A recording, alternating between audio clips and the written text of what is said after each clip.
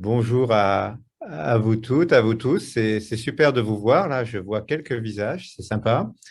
Donc, moi, je suis très, très content de cette invitation, comme chaque année, hein, à l'Assemblée générale.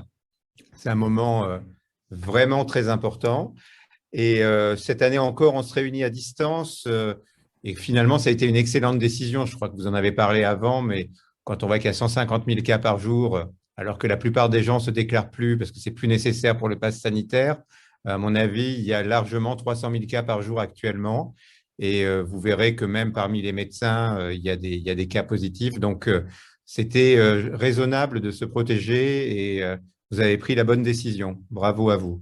Alors, pour ceux qui ne me connaissent pas, moi je suis Marc Imbert, je suis professeur de pneumologie à Bicêtre et je dirige le centre de référence de l'hypertension pulmonaire et aussi le laboratoire INSERM, hein, Université Paris-Saclay, hypertension pulmonaire, physiopathologie et innovation thérapeutique. Tout ça dans un contexte de filière maladies rares, hein. Vous savez, on est réunis dans des filières maladies rares et c'est donc la filière des maladies respiratoires rares.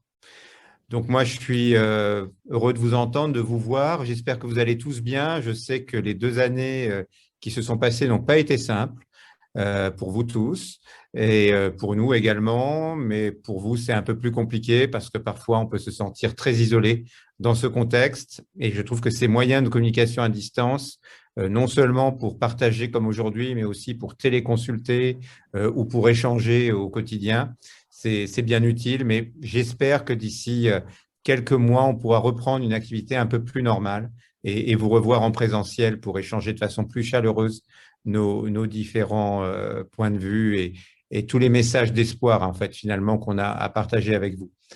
Alors, comme chaque année, moi, je suis là pour partager beaucoup d'espoir, beaucoup de confiance, euh, souligner la qualité de la recherche clinique, mais aussi fondamentale et ce qu'on appelle translationnelle, hein, qui va du laboratoire au patient, et souligner aussi le partenariat entre les patients, les aidants, les soignants, les chercheurs, et les chercheurs non seulement académiques, mais aussi dans le cadre dans le cadre de la recherche pharmaceutique. Donc, on a beaucoup de chance et il faut continuer comme ça. Donc, on a aussi beaucoup de chance d'avoir plein de médecins et de soignants très investis dans votre soin. Et je remercie tous ceux qui ont pu se libérer aujourd'hui à Bicêtre, à Necker, en France. Et vraiment, merci à vous pour tout ce que vous faites. Je vais partager mon écran pour vous dire un petit mot de recherche en innovation thérapeutique. Donc, vous allez me dire si vous voyez mon écran avec votre beau logo. Je crois que oui. Donc, je vais vous parler de nouveaux traitements de l'hypertension artérielle pulmonaire. Donc, vous êtes tous des patients experts ou au moins bien au point sur l'hypertension pulmonaire. Donc là, je vais m'intéresser au groupe 1 de l'hypertension pulmonaire, c'est-à-dire l'hypertension artérielle pulmonaire qui peut être liée à des mutations de gènes ou à des expositions à des médicaments ou dans le contexte de maladies associées comme les maladies auto-immunes, les maladies du foie, certaines maladies infectieuses et les cardiopathies congénitales. Et Damien Bonnet est avec nous aujourd'hui. Et puis, on va essayer de voir comment, dans ce contexte extrêmement, on va dire, difficile de la pandémie Covid, malgré tout, il y a du développement, il y a de l'intelligence et il y a des nouvelles solutions pour votre prise en charge. Donc en bas, j'aime bien mettre les autres logos également qui sont des partenaires de votre association. Bien sûr, l'université, hein, pas seulement Paris-Saclay, mais c'est là où je travaille moi, la recherche médicale, l'INSERM, la filière des malades, les hôpitaux à la PHP, à Marignane-Longue et dans toute la France, le centre de référence qu'on appelle Pulmotension, hein, le centre de référence de l'hypertension pulmonaire, et puis le centre de référence européen qui s'appelle ERN Lung et qu'on va probablement, mais ce n'est pas certain, mais qu'on va probablement animer à partir de l'année prochaine. Donc, probablement, les spécialistes de l'hypertension pulmonaire vont animer bien sûr leur centre de référence, la filière des maladies rares en France et en Europe. Et tout ça, ça souligne l'impact que l'on a tous, pas seulement nous les médecins, mais aussi les patients, pour euh, porter assez haut le message de nos maladies rares et de nos patients. Alors, je vais passer à la diapo suivante. Donc, vous avez un beau programme, hein, je trouve qu'il est bien équilibré. Moi, je remercie Damien Bonnet, David Montagny, Gaël Doria, Olivier Sidbon d'être avec nous aujourd'hui. Vous savez que Olivier va animer le chat et vous aurez, je pense, la possibilité de poser des questions et d'animer les conversations. Donc, on va essayer d'être simple. Je sais que c'est difficile d'être simple quand on est des spécialistes, mais on va essayer d'être simple et de partager avec vous des données qui peuvent vous être utiles au quotidien. Et puis vous donner beaucoup d'espoir.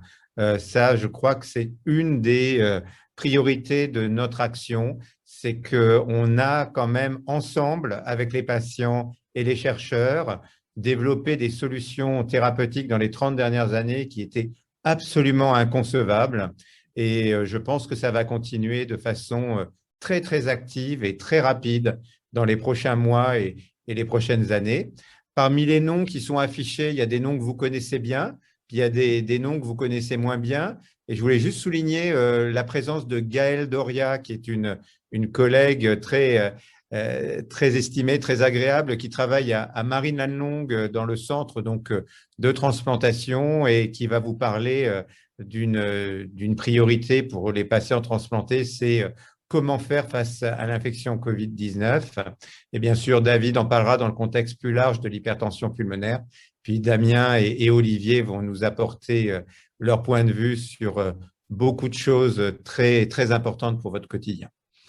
Alors, la diapo qui est la seule diapo que je vais utiliser comme soutien de ma petite conférence, c'est ce schéma qui essaye de montrer de façon très simple et très artificielle hein, ce qui se passe dans les petits vaisseaux pulmonaires des patients qui souffrent d'hypertension artérielle pulmonaire.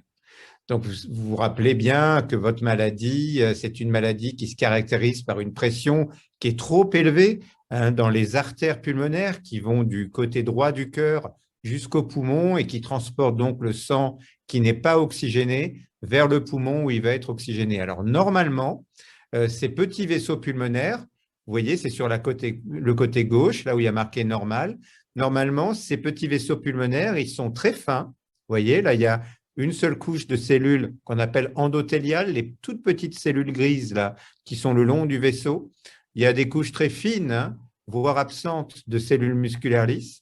Puis autour, il y a ce qu'on appelle la paroi, où il y a des cellules de l'inflammation, des cellules qui sont là pour régénérer le tissu. Puis vous voyez, de l'autre côté, tout près, il y a le poumon avec les alvéoles où l'air passe et vient et revient et où l'oxygène arrive pour être amené au niveau des capillaires dans l'organisme.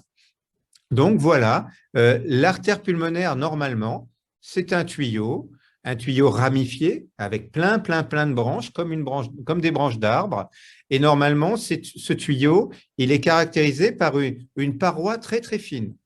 Et quand vous faites un effort, eh bien, le débit cardiaque va augmenter, la pompe cardiaque va battre plus vite, va se contracter de façon plus ferme, et donc vous allez avoir une augmentation du débit cardiaque à travers des tuyaux qui ne sont pas du tout résistants. C'est-à-dire que vous allez augmenter le débit sans augmenter de façon importante les pressions, et donc le cœur, il va battre et il va faire passer le sang dans des vaisseaux qui sont, on va dire, compliants, qui sont sympathiques, qui laissent passer le sang sans aucune difficulté. Et voyez à droite, HTAP, mais j'aurais pu mettre hypertension pulmonaire parce qu'il y a d'autres formes d'hypertension pulmonaire, mais aujourd'hui, j'insiste sur l'hypertension artérielle pulmonaire. Donc HTAP, vous voyez, ça n'a rien à voir. La paroi qui à gauche est très très fine, à droite, elle est complètement remodelée. Vous avez plusieurs couches de cellules endothéliales qui certaines sont anormales. Vous avez une couche très, très abondante de cellules musculaires lisses qui sont des cellules musculaires, donc qui vont pouvoir se contracter. Et puis, vous avez toutes ces cellules de la réparation dans la paroi du vaisseau qui sont en quantité plus importante. Donc, vraiment, ce qu'il faut que vous compreniez, c'est que dans des vaisseaux remodelés comme ça, il y a un problème d'obstruction. C'est-à-dire que les vaisseaux sont bouchés. Alors, ils sont bouchés par deux raisons principales. D'abord, la prolifération. Il y a trop de cellules dans les parois des vaisseaux, donc ça bouche, ça bouche la lumière, l'intérieur du vaisseau. Puis, il y a aussi la contraction.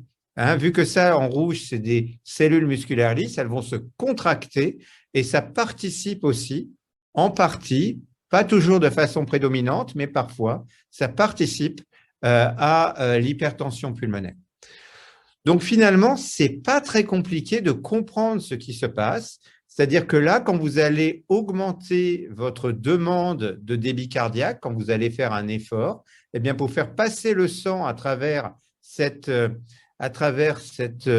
lumière très refermée, très résistante au flux, eh bien ça va fatiguer la pompe.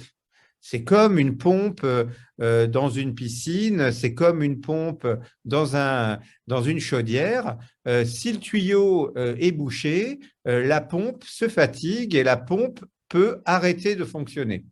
Et donc, c'est ce qu'on appelle l'insuffisance cardiaque. Et comme vous savez, c'est le côté droit du cœur qui participe à la circulation pulmonaire. C'est en fait le cœur de la circulation pulmonaire, la partie droite du cœur. Eh bien, cette partie droite du cœur, elle va d'abord se muscler et puis ensuite, elle va défaillir. Et une chose qu'il faut savoir, c'est que la partie droite du cœur, elle n'est pas très adaptée à générer des forces très importantes parce qu'en général, vous voyez sur la gauche, en général, la circulation pulmonaire, c'est une circulation très sympathique, très ouverte et qui ne pose aucun problème.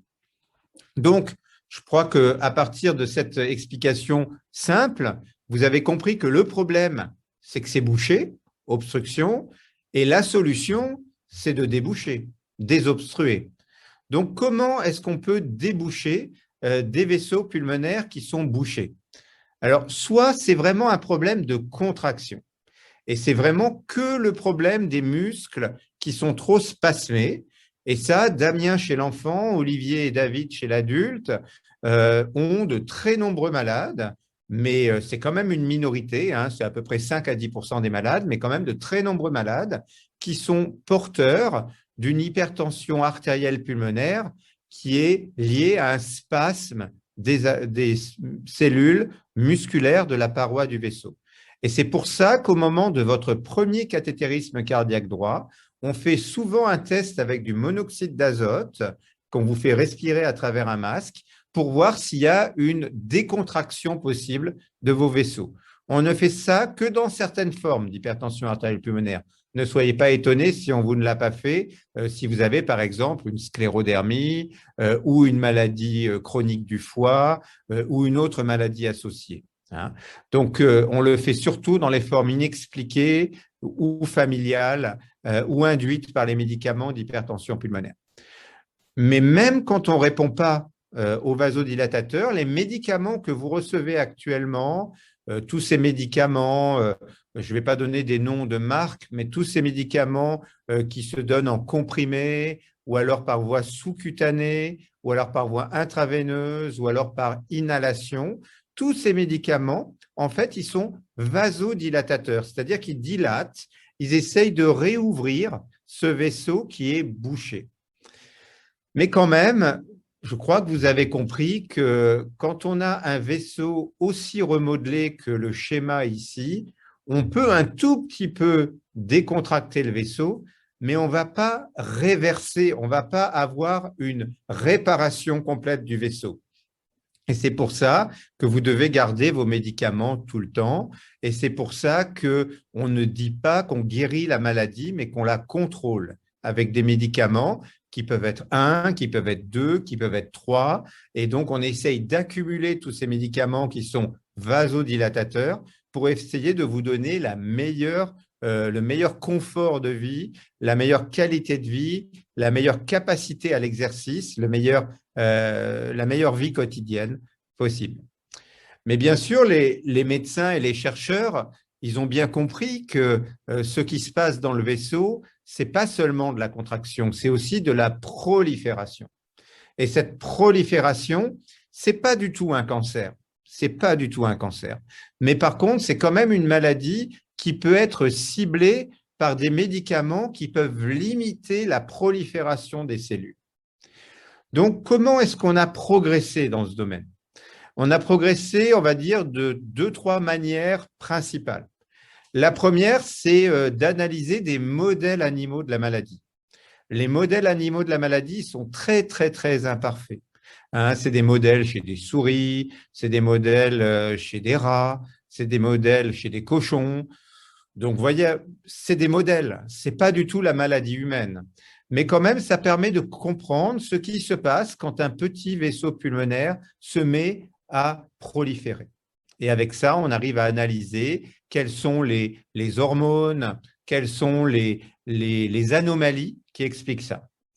La deuxième manière de comprendre ce qui se passe, c'est d'aller chez l'homme et de mesurer des anomalies, soit dans le sang, soit dans les poumons, avec de l'imagerie des poumons, avec des mesures biologiques dans le sang, et de faire de notre mieux pour avoir un reflet indirect de ce qui se passe dans les poumons. Mais vous imaginez bien que ce qui se passe dans les poumons, on n'y a pas accès de façon très facile par l'imagerie ou par les mesures de médiateurs, d'hormones dans le sang.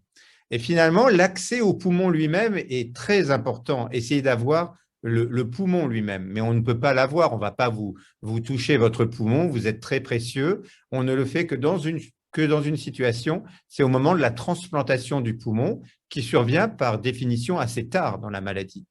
Donc, quand vous arrivez assez tard dans la maladie, cette maladie est caractérisée par de très, très intenses remodelages. Et avec les collègues du laboratoire INSERM, mais d'autres personnes en France, d'autres laboratoires, on a su analyser ce qui est anormal dans le poumon. Et il y a des anomalies de toutes les cellules, hein, les cellules endothéliales, les cellules musculaires lisses et les cellules de la paroi. On a pu analyser ça et ça nous a permis de trouver qu'il y a des anomalies d'éléments qu'on appelle des facteurs de croissance. Vous comprenez bien que les facteurs de croissance, c'est destiné à faire proliférer les cellules. Et on a trouvé des facteurs de croissance qui ont des noms barbares, hein, TGF-bêta, PDGF, IGF, etc., etc. On a beaucoup de facteurs de croissance qui sont anormaux dans ces poumons. Donc ça, c'est un élément qui nous a permis de dire, voilà, on pourrait éventuellement donner des médicaments qui bloquent ces facteurs de croissance et qui induisent des effets bénéfiques. On l'a fait, par exemple, avec des médicaments qu'on donne aussi dans des leucémies, comme l'imatinib. Et ces médicaments ont effectivement bloqué certains facteurs de croissance, non seulement dans le poumon, mais dans l'organisme entier. Et ça donne des effets secondaires. Et ça a donné des effets positifs. Hein. Les malades ont marché un peu mieux au test de marche, ont eu un débit cardiaque un peu meilleur, une pression un tout petit peu plus basse, mais ils ont eu des effets secondaires très sérieux pour certains, et donc ce développement a été interrompu. Par contre, très récemment, des chercheurs ont développé des molécules qui ressemblent à l'imatinib, ou alors l'imatinib elle-même, mais administrée par voie inhalée, donc avec des petits traitements, comme les traitements de l'asthme, qu'on inhale et qui ciblent le poumon. Donc ça, c'est en voie de développement, et donc il y a des essais thérapeutiques actuellement qui nous permettent de tester cela. Une dernière chose qu'on peut faire, je vous ai dit les modèles animaux, je vous ai dit les tissus humains, et la dernière chose qui est très importante, et avec David, on vous en parle tous les ans, et avec Barbara également, et Damien Bonnet, c'est les formes génétiques de la maladie. Quand on a quelque chose d'aussi important qu'un gène mutant qui induit l'hypertension artérielle pulmonaire, même dans un nombre très faible de cas, c'est fondamental de comprendre comment ça marche. Et donc, le gène principal de l'hypertension artérielle pulmonaire, c'est un gène qui code pour un membre de la famille des facteurs de croissance. Et donc, c'est fondamental. Et donc, ce gène qui a un nom barbare, BMPR2, bien maintenant, on l'analyse. Et avec nous à Paris, les collègues à Cambridge, les collègues aux États-Unis, on comprend beaucoup mieux comment ça marche. Et en fait, le gène qui est mutant dans l'hypertension artérielle pulmonaire familiale, il est aussi anormales dans certaines hypertensions artérielles pulmonaires non familiales. Ça ne veut pas dire que toutes les hypertensions artérielles pulmonaires sont héritables, mais ça veut dire que les anomalies dans les poumons, ils ont des points communs avec l'hypertension artérielle pulmonaire génétique. Et donc, on a travaillé de façon très, très, très intense pour mieux comprendre comment ça fonctionne. Et finalement, le BMPR2, si vous voulez un exemple simple, c'est un frein. C'est un frein à la prolifération. C'est-à-dire que le BMPR2, quand il fonctionne normalement, il favorise d'avoir un vaisseau comme ici à gauche, un vaisseau avec des parois fines. Mais par contre, quand vous avez l'HTAP, vous avez en général le frein qui ne marche plus, d'où la prolifération. Et donc, on a compris, avec beaucoup, beaucoup d'efforts, que l'hypertension artérielle pulmonaire liée à des anomalies du gène qui ne freinent pas assez, c'est aussi lié à des anomalies de la partie de la physiologie du poumon qui accélère. Donc, non seulement ça freine pas assez, mais ça accélère. Et donc, on a développé maintenant des solutions médicamenteuses qui ne sont pas du tout encore approuvées, mais on y travaille de façon très intense, qui soit bloquent l'accélérateur. Et donc, c'est par exemple le médicament dont vous avez entendu parler, le sotatercept. Donc, le sotatercept, c'est un médicament comme les médicaments de l'asthme sévère qui sont administrés par voie sous-cutanée, une injection toutes les 3 semaines. Donc, c'est ce qu'on appelle une biothérapie. Et cette biothérapie qui est administrée une fois toutes les 3 semaines, elle permet de bloquer l'accélérateur, d'arrêter d'accélérer. Et peut-être dans l'avenir, il y aura d'autres médicaments qui permettront de freiner plus. Et donc, mes collègues à Cambridge, par exemple, ils essayent de donner un médicament qui va essayer de freiner. Et pourquoi pas un jour combiner les deux. Donc, pour conclure mon intervention, qui j'espère n'est pas trop compliquée, on est actuellement en phase de développement très intense de nouveaux médicaments. Et les 3 choses qu'il faut retenir, c'est que ces médicaments, ils ne se substituent pas aux médicaments que vous avez actuellement, mais ils sont donnés en addition. C'est-à-dire que ceux d'entre vous qui ont 1, 2 ou 3 traitements, eh bien, cette solution supplémentaire sera donnée en addition, jusqu'à preuve du contraire. Deuxièmement, c'est encore hypothétique, c'est-à-dire qu'on n'est pas encore certain que ces différents médicaments sont actifs, donc il faut participer à la recherche. Et donc, nos centres vous invitent régulièrement de participer à des essais thérapeutiques qui sont effectués dans des conditions de sécurité maximale. Et donc, on essaye de vous proposer d'être inclus dans des protocoles sur toutes ces nouvelles solutions, traitement inhalé, traitement par voie sous-cutanée, mais on ne vous arrête aucun de vos traitements, on vous surveille bien et on essaye de faire en sorte que ces médicaments soient donnés dans les meilleures conditions de sécurité. Donc, les médicaments actuels en cours, c'est des médicaments qui bloquent la contraction, donc il y en a par voie inhalée, des médicaments qui bloquent la prolifération, donc ça, c'est plutôt inhalé, oral ou sous-cutané. Et tous les autres traitements là, que j'ai cités en bas ne sont pas encore à une phase de développement suffisante pour qu'on en parle actuellement. Donc, notre ambition en partenariat avec vous, c'est de trouver une solution thérapeutique, un traitement efficace dans l'hypertension artérielle pulmonaire. Et le dernier message d'espoir que je voulais avoir avec vous, et j'arrête de partager ma diapo, le dernier message que je voulais avoir avec vous, c'est qu'on doit apprendre des chercheurs, on doit travailler en collaboration, on doit être très, très vigilant sur la sécurité des médicaments. Et quand ces médicaments sont efficaces, eh bien, il faut aboutir à ce qu'ils soient approuvés pour une prise en charge thérapeutique dans notre pays. Et pour ceux d'entre vous qui seront malheureusement pas répondeurs parfaits au traitement, vous savez qu'on a la solution de la transplantation pulmonaire et on va entendre tout à l'heure Gaël là-dessus. Donc, je vois que Mélanie a rouvert sa caméra. Bonjour Mélanie, bonjour à vous tous. Je vois Maggie aussi. Voilà, je vois tout le monde en fait. Ça y est, je vois tout le monde. Donc, je suis à votre écoute pour quelques questions. Peut-être à la fin, les questions, on avait dit Mélanie et Maggie. C'est ça? Je ne sais pas qui anime, hein, mais hop, je regarde le chat. Oui, alors je ne savais pas si j'avais la parole, pardon. Il me semble que dans les questions qui avaient été posées à l'avance par les adhérents, il y avait peut-être deux questions qui te revenaient, Marc. Olivier, Olivier Sidbon, est-ce que tu veux les adresser maintenant à Marc, les questions? Ouais, je suis là. Tu es là? Bonjour, professeur Les Sidbon. questions, les questions que j'ai reçues, c'est ça?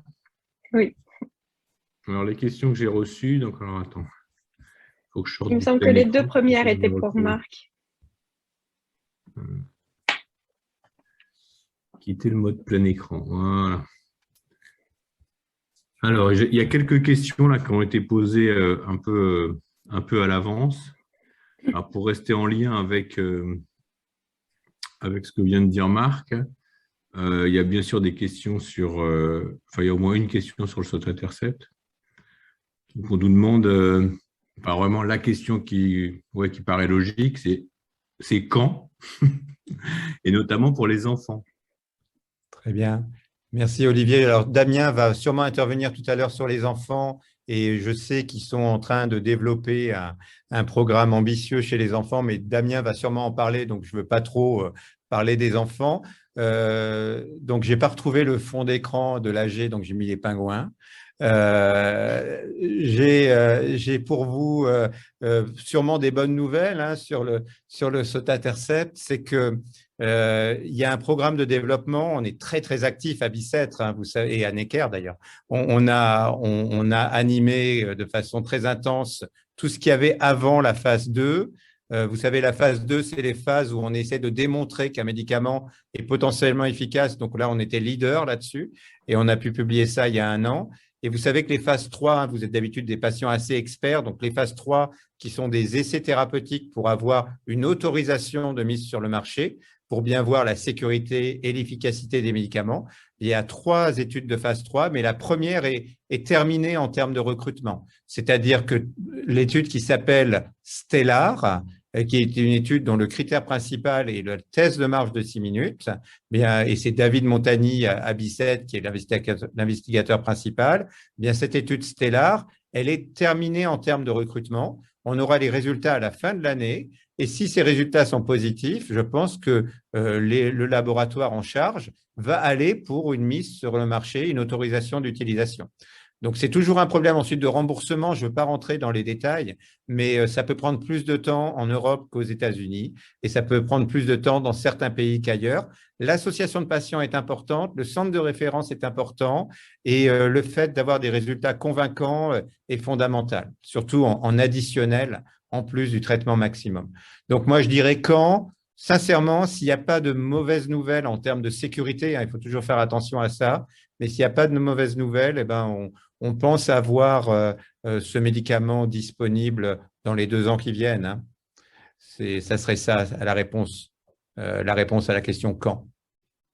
Et pour les autres traitements, c'est encore un peu prématuré. Les autres traitements, c'est à la phase 2. Donc, ils ont un an minimum de retard. Et puis, on ne sait même pas si les phases 2 sont efficaces. Donc, Mm.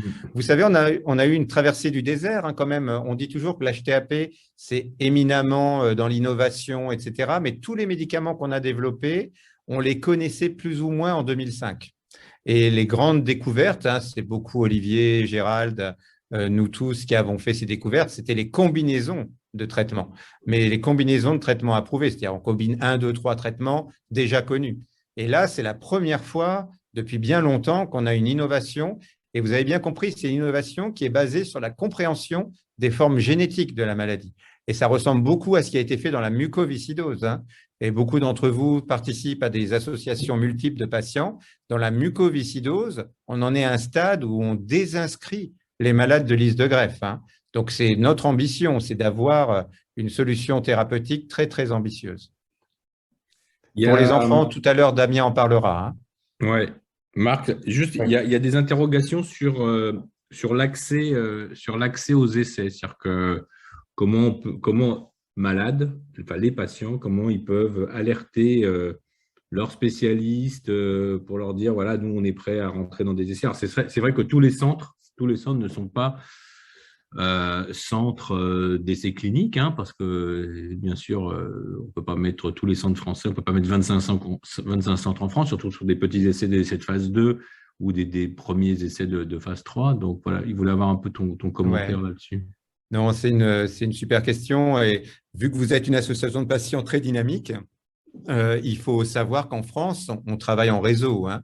C'est-à-dire qu'on est exemplaire à l'échelle mondiale. On le dit chaque année, mais c'est incroyable. C'est-à-dire qu'en France, on peut habiter dans un petit village isolé à 1000 km du centre de référence et avoir l'expertise pas très loin et l'accès aux essais thérapeutiques pas très loin. Alors, quand on dit pas très loin, c'est un pays de 1000 km. En plus, on a les territoires d'outre-mer. C'est très compliqué, par contre, dans les territoires d'outre-mer.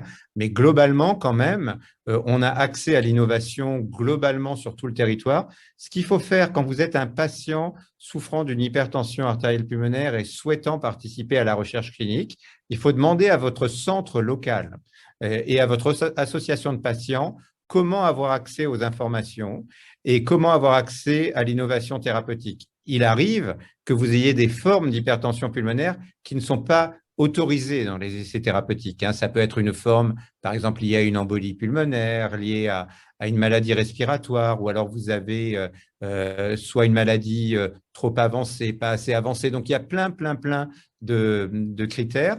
Mais en général, surtout sur les essais récents dans lesquels on a eu, nous, moi j'ai eu une influence très importante dans les 3 essais récents, on a essayé de couvrir tout le spectre des malades souffrant d'hypertension artérielle pulmonaire, hein, du groupe 1, c'est-à-dire des malades très avancés, c'est une étude qui s'appelle Zénith, des malades au début de leur maladie, c'est l'étude qui s'appelle Hyperion, et des malades tout venant, c'est l'étude Pulsar et Stellar. Donc normalement, si vous avez la vraie forme HTAP, il y a accès à ce traitement. Voilà, donc le plus simple, c'est peut-être de contacter votre centre de compétences ou le centre de référence, bien sûr, ou l'association. Et ça marche très bien, la communication. Sinon, sur les essais thérapeutiques, ben, moi, Olivier, Damien, David Montagny, Laurent Saval sont très impliqués dans ces essais et sont des investigateurs principaux. Merci Marc. Voilà, tu voulais avancer? Oui, parce que je pense que les autres questions, c'est moins en lien directement avec ta présentation, donc peut-être on pourra en parler un peu plus tard. Voilà, ben merci pour votre attention. Et puis, est-ce que Mélanie, tu veux, toi, annoncer la personne suivante? Ça permet aux patients d'être les acteurs principaux et nous les invités. Hein, c'est bien? Je voulais juste attirer l'attention sur le fait qu'il y a une dernière question quand même encore sur les essais. Donc, c'est quelqu'un qui est sous traitement depuis très longtemps et qui trouve que quand même les critères d'accès aux essais cliniques restent assez restreints. Ouais. Et que du coup, pour eux, le temps paraît long. Je peux répondre et réinsister sur le fait que quand le centre de référence français a la main, c'est beaucoup plus large. Vous avez remarqué ça, hein? L'étude Pulsar qu'on a sortie dans le New England, 57% des malades en trithérapie, c'est-à-dire un tiers des malades avec une prostaglandine intraveineuse. C'est-à-dire que les malades, là je vois que c'est Colline qui parle, mais les malades qui sont depuis des années et des années avec un traitement maximum, qui n'avaient pas accès aux essais thérapeutiques, dans ces essais les plus récents, ils y ont accès. Il faut juste être essoufflé, donc avoir des symptômes, ce qui est souvent le cas quand même, malgré tout, même quand ça va bien, et avoir un test de marche dans une marge d'erreur relativement large maintenant. C'est-à-dire qu'on n'est plus du tout comme à un moment, on interdit plus de 450 mètres, etc. On va de plus en plus haut, mais c'est vrai qu'il y a un côté pragmatique, vous savez tous, hein, c'est que quand on prend le test de marche de 6 minutes comme critère de jugement, il faut avoir de la place pour pouvoir s'améliorer. Si vous faites déjà 700 mètres, c'est mieux que moi, hein. Donc, vous ne pouvez pas beaucoup marcher plus que 700 mètres. Par contre, de plus en plus, on essaye de faire ça. Et par ailleurs, et Olivier, David et moi, et Damien, hein, on est des grands tenants de tout ça, on essaye aussi de faire des essais académiques. C'est-à-dire qu'il n'y a pas que l'industrie, il y a aussi les essais académiques. Et on essaye de faire en sorte de faire des essais qui sont drivés par le centre de référence ou un centre de compétences. Par exemple, ce n'est pas le même exemple, mais dans l'hypertension pulmonaire thromboembolique chronique, hein, l'étude RACE qui a été animée par Xavier Jaïs et Gérald Simoneau, elle est arrivée à son terme et elle démontre une stratégie thérapeutique qu'aucun laboratoire pharmaceutique n'avait voulu tester auparavant. Donc, essais thérapeutiques avec des comités de pilotage où on essaye d'être influent en vous écoutant. Puis la dernière chose, c'est la voix des patients. De plus en plus, il y a des patients experts qui sont invités à donner leur avis à l'agence européenne, à l'agence française, mais plus européenne, américaine aussi. Et on insiste beaucoup sur ce qu'on appelle les patient reported outcomes, donc des critères qui ont du sens pour les patients. Et dans ces discussions-là, on essaye toujours d'avoir on va dire la voix des patients prise en compte de façon maximum. Donc voilà, pour la réponse, c'était la question de Colline. Hein. Donc, je peux rajouter un commentaire. Ouais, c'est Damien, c'est qui? C'est David. David. C'est David. Bonjour à tous. L'homme masqué. Oui, je suis masqué, je ne suis pas tout à fait tout seul chez moi, Covid plus. Simplement pour dire que les essais, il y a un côté un peu frustrant parce que tous les malades ne peuvent pas rentrer dans les essais. Et ça, je l'entends tout à fait bien. Et il faut réussir à faire comprendre un peu pour quelles raisons, finalement, tout le monde ne peut pas rentrer dans les essais. La raison principale, c'est que le but de l'essai, c'est de démontrer l'efficacité du médicament. Et la pire des solutions, ça serait d'inclure des malades qui, finalement, pénaliseraient le médicament, enfin, pénaliser au sens où on ne pourrait pas être capable de démontrer l'efficacité du médicament et abandonner un médicament qui serait efficace. Et Marc vient de donner l'exemple de gens qui marcheraient 600 mètres. Si on considère que c'est le traitement que le critère d'efficacité, c'est le test de marche. Si on incluait que des gens qui marchent 600 mètres, ça se trouve, on dirait le médicament n'a aucune efficacité. On le mettrait à la poubelle, alors que ça serait un médicament qui serait efficace. Donc, il faut qu'on arrive, c'est pour ça qu'il y a des critères. Il faut, qu'on ait des patients avec lesquels on puisse démontrer que ce médicament apporte quelque chose. Et deuxième chose, qu'il est relativement safe, sécure, sûr. Et donc là aussi, on est obligé d'exclure des patients qui ont des comorbidités ou des problèmes associés, parce que c'est souvent des fois la première fois chez l'homme. Alors, ce n'est pas le cas du sotatercept, mais c'est parfois le médicament, c'est la première fois chez l'homme. Il ne faut pas, on a vu avec l'imatinib, Marc l'a dit, c'est un médicament dont tout le rationnel était très, très fort pour dire que ce médicament était intéressant et il était efficace sur l'hypertension artérielle pulmonaire. Et les effets secondaires, notamment des hématomes cérébraux, ont fait que le médicament n'a pas pu être mis sur le marché. Donc là aussi, il faut qu'on choisisse de ne pas faire prendre des surrisques aux patients. Donc c'est pour ça que les patients sont sélectionnés et qu'on soit capable de démontrer leur efficacité. Donc c'est frustrant, mais c'est le seul moyen après que tout le monde puisse bénéficier d'un traitement et qu'on ne passe pas à côté d'un traitement efficace. Donc c'est vrai que c'est long.